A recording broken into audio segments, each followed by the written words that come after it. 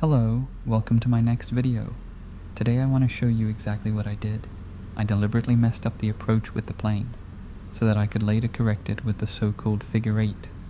It is an S-shaped movement on large flaps. The problem is that the maximum speed on large flaps is only 90 kilometers per hour. The stall speed of my plane is 61 kilometers per hour, and it still rises in the turn. So either you risk tearing off the flaps and killing yourself, or your speed will drop below 61 or 71 in the turns, and you will hit the ground. Nowhere was there an exact picture of how to do the mentioned technique, but I remember the words of my instructor who said that if you have a straight ball and the right speed, you don't have to worry about the turns.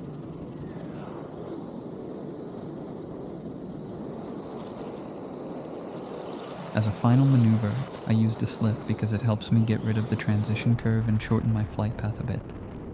You might ask why I don't use a slip? I could, but this exercise helps me control the plane better on the flaps. It might come in handy someday.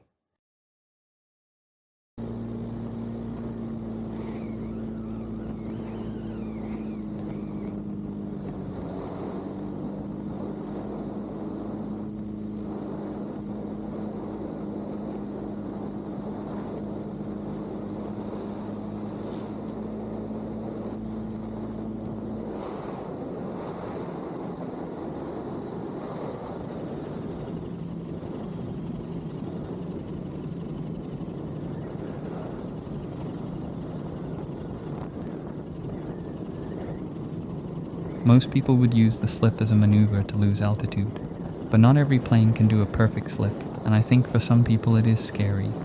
I tried to use the figure 8 in combination with the slip. Sometimes it requires really hard pushing and other times braking by pulling the stick towards you. As I said, speed and ball. It is the alpha and omega of my flying, but I often make mistakes. But I try to learn from my mistakes quickly. Like here, unfortunately, I went a little outside the airport and had to add gas.